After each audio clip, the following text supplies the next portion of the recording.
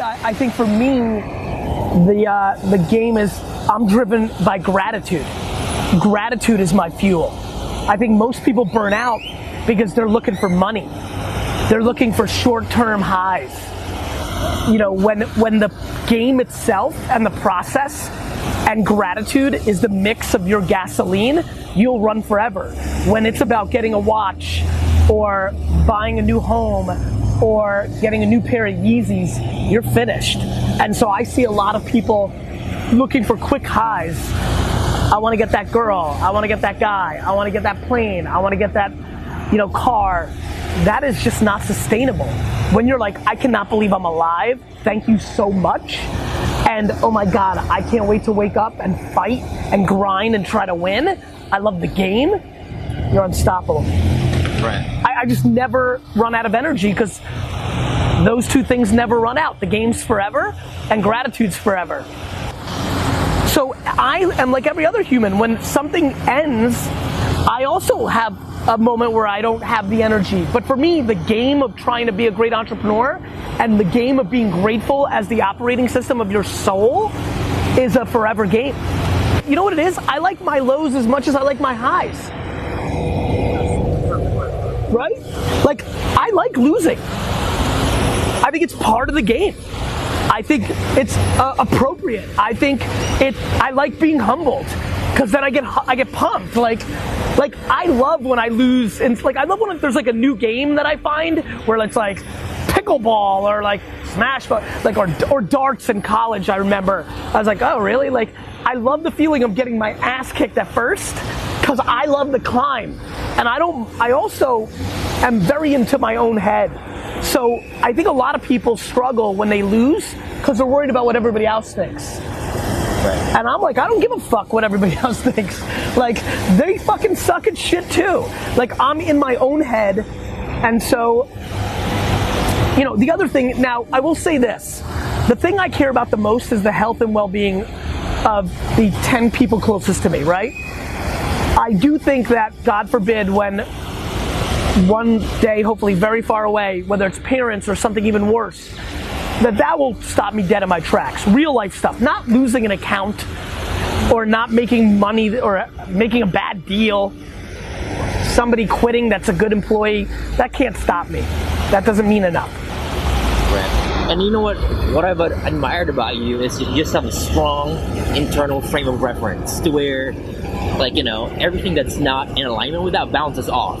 Right. So for the average person who's not wired that way and they're externally frame of reference, yes, would you say that they should invest their time being more internal, or kind of like go with how they're wired and throw some things in there? What would you advise people who are not wired like you? I think nobody's wired like me. We're all wired differently. I would say a couple things. Number one, you have to find a way to genuinely appreciate yourself for your strengths and your shortcomings. Some people are just stunningly attractive. Some people, there's about 32 guys tonight here in Dallas that are about to get drafted that were remarkably athletic. I wasn't either one of those two, and that's okay. But I know how to sell stuff, and I'm a good guy, and to me, what I would say to people is the judgment you're placing on yourself was created through either a combination of DNA or the way that you were brought up. And you need to spend time with optimistic, positive people that aren't judging you to break out of that framework. Glass half full is a terrible way, glass half empty is a terrible way to live life. Like looking at everything and being pessimistic is the worst thing that can happen to you. And you should do everything in your power, whether that is going and seeing somebody, whether that is changing your friends, whether that is abruptly getting up and moving to Peru for the rest of your fucking life, whatever you have to do to get out of a place where you go negative is something you have to figure out. Whether you have to, listen, I'm not a doctor, but whether you have to get medicated, whether you have to what my biggest thing is, who do you spend time with and who do you consume? If you're spending all your time with pessimistic friends, you're in deep shit. If you're listening to the news all the time, you're in deep shit. The end. Right. And what's cool about this is like I've seen this happen to where you put out so much goodwill and content in the marketplace to where you don't even need to sell. Like it's done. By the time people see you, they already know they want to buy versus people like trying to do the opposite of no value and just sell. That's because I'm a marketer and a branding guy, not a salesman. But I'm also a salesman. Look at the earlier question I asked you. You said, what are you going to do? I said, sell.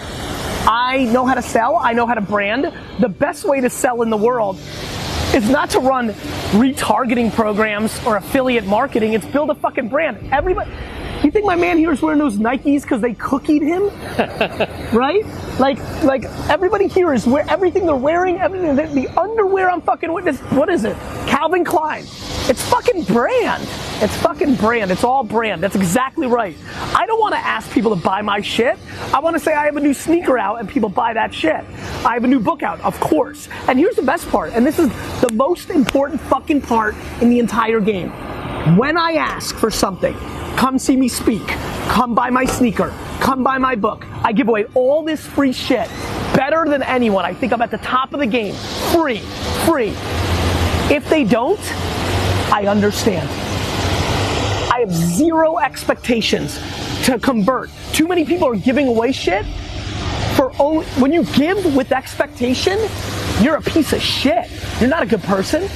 When you give and you have an expectation, you're a manipulator. You're not a giver. I give and have zero expectations. The chips will fall where they are. If it goes great, mazel tov. If not, I wasn't providing enough value. That's on me. I don't give. I'm not doing this interview for any other reason than I know that it's leverage for you and it's going to put you on and you can use it for other shit that you want to do. And you know how good that makes me feel? That's real life. And I think that the cool thing about that is, from a systems point of view, that does not create resentment within you. Because if you were giving... Correct. And you eliminate the stuff of negativity. Brother, I have zero expectations of everybody. Right. I could give a fuck. I have zero expectations of my own employees. Many will argue with me in my own organization that one of my shortcomings is my lack of expectations. It's just the way I just have empathy. I'm just overly, to a fault, I would argue to a fault, empathetic. And I've brought it back to create more accountability and candor. But yeah, man, that's it. You're very smart to follow up what I said by that. That was a very good job by you. That's the right insight. You know why I'm always fucking happy? I don't fucking expect anything from people. Most of you are unhappy because you've got expectations of somebody, your mother, your friend, what you did at work, your boss, your homie. I got zero. When I lend somebody 20 bucks, I may pretend that shit's gone. I'm giving you 20 bucks. Yeah, it's funny. I had one funny question here. I was debating whether to ask, and I'm gonna fucking ask it. I'm gonna put my 2 cents. But the question is, what was your payout from your dad's wine business to build this business? And my answer in my mind is like, dude, it's the work ethic, it's the grind, it's the integrity. Financially, it was zero. When VaynerMedia was started by me selling a client from Gillette an $80,000 program, and that was the money that was started. The payout was dick. I had 0% of the business. I didn't get a loan, nothing. I built that business for my family because my family brought me to America and raised me perfect. And so, nothing. The payout was $0. $0. That's why when people talk shit, I laugh. I competed against people that raised $1 million. Like people like, you were given a liquor store. I sure wasn't. Like, come and fucking look at my fucking taxes. Come see me, motherfucker. I built my fucking parents' liquor store for them. Facts. Now come see me when you got an excuse that, oh, easy for you, Gary Vee. You got a $3 million liquor store. Dickface, go read the fucking articles.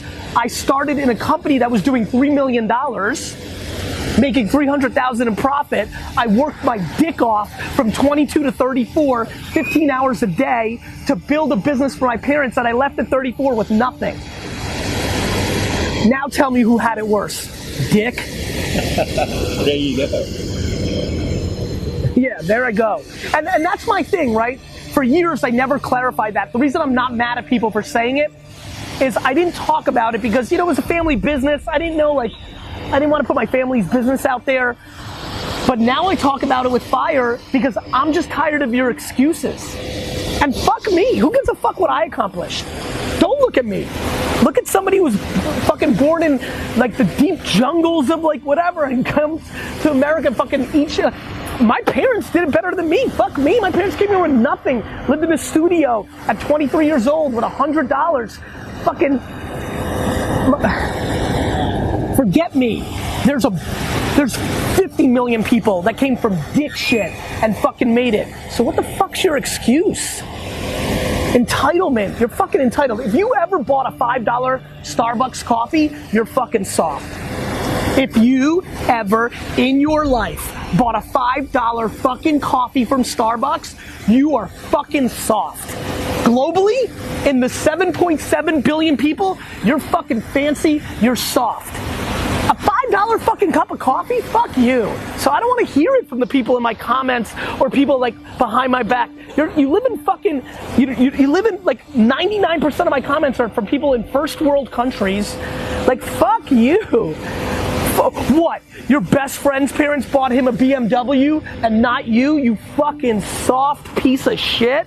I can't deal with it. It's fucking ridiculous. Right. People are, oh, you're mad at your homie because their parents, his parents, her parents paid for their Coachella trip, but you had to work to pay for yours? You went to Coachella.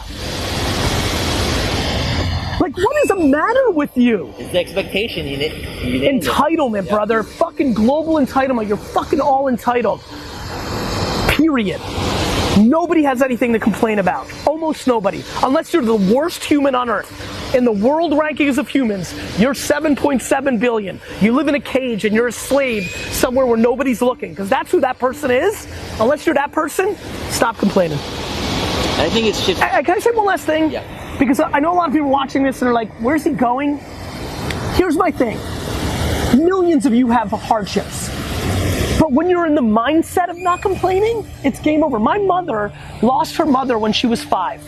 Her father then spent a decade in fucking jail. She lived in Soviet Russia, and she never complained once. I just don't have time for everybody else. And I think it's your mindset of having 100% of confidence. Feeling is thinking somebody else is in charge. I know why you're upset. You actually think somebody else is in charge. I understand. I don't think anybody's in fucking charge. Not my parents, not my wife, not the government, not fucking anybody. I'm in charge. You're exactly right. And here's my thing. Just go there for a year. Go there for one fucking day. Go there for one day, see what it feels like. To be in charge. It's fucking everything. So when it comes to another question that we got a lot is all the algorithm changes for Facebook, Instagram. I know it's a crazy thing. People. It's a great segue. Like, I know. Like, really? Is this what? Like, after that whole fucking 4 minutes, that's what you're getting? Like, that's. I love that you followed up with that. It's fucking free. It's fucking free. Yes, they changed the algorithm. You should have been building up your email list. You should have started a podcast. You should have been on YouTube. You should have done more collaborations. You should have milked it harder when it was fucking Nirvana. It's on you, dick. It's fucking on you. I'm glad they changed out. My email list for Wine Library used to have 90% open rates in 1997 because nobody was doing email. Now it's fucking 12, 15, 19%. The market changed. Tough luck. It's fucking free. And they complain about free. Instagram's free. Like, it's fucking free. Like, what you're sad now because the detox tea company can't give you as much money because you're not reaching as many people? Is that really where your life's at? Sorry. It's all about humility. Right. Who the fuck do you think you are? That's what it's about. You know why I go so hard? Because I'm humble. Because no matter how good it is right now and all these people watching, I'm so flattered this guy, like all that's going on, I never think it means that I'm special. I gotta work harder tomorrow than yesterday, not softer. And listen, you want to cash in and you worked so hard making videos and you need a month in Costa Rica to drink tequila, enjoy yourself, but know that you're giving something up. Because while you're drinking tequila in Costa Rica, I'm taking your attention.